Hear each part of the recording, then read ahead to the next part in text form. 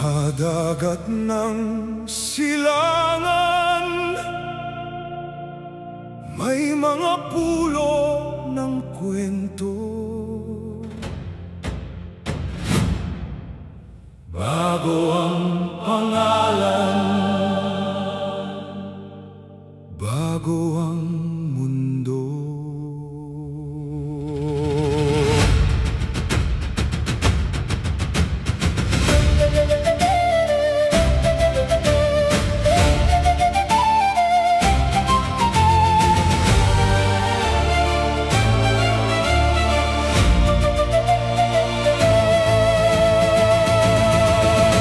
Sa malayong dagat, lumitaw ang mga layag.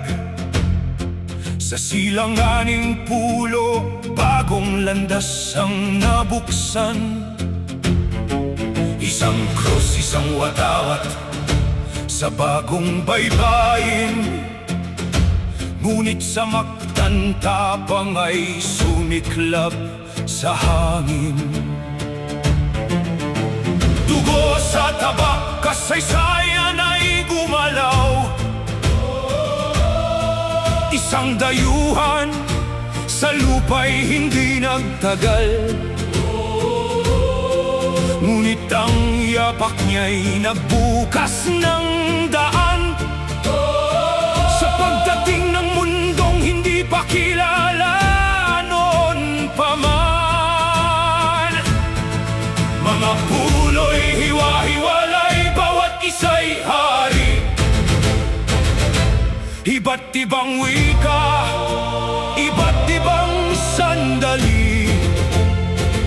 Dito nagsimula ang bagong hangarin.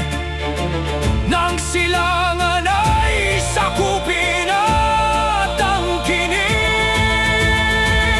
O Pilipinas, sa alon ka isinulat, sa pagitan ng espada at dasal na matapat.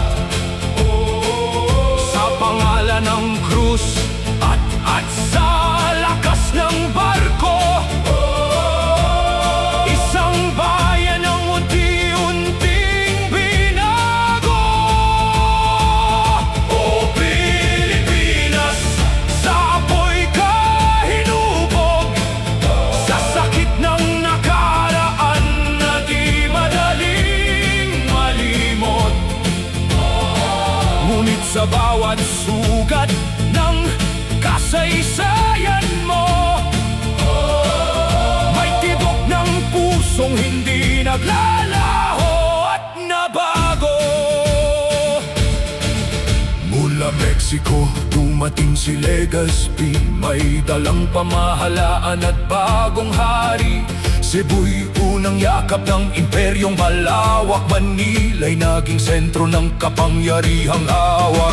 Mga alyansa'y nabuo, ang iba'y lumaban. May diwa ng digmaan sa bawat bayan. Kristyanismo'y dumating, kasabay ng kontrol sa lumang pamumuhay. Bagong sining sumibol.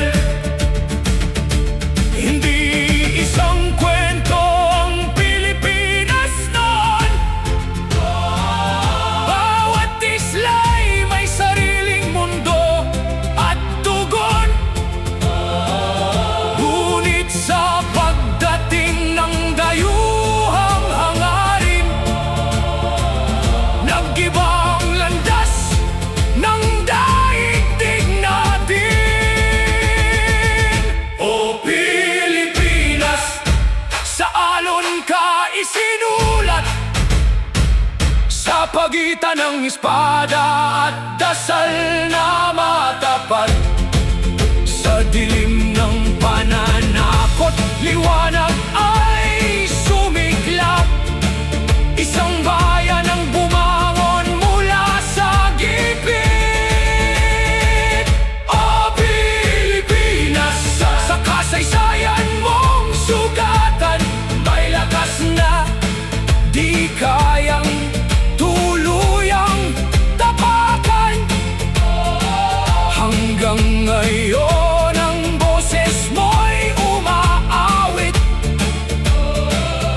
bansang minahal, hindi kailanman mapapatahimik. Sa dagat ng silangan, ang kwento ay hindi natatapos. Ito'y patuloy na lumalaban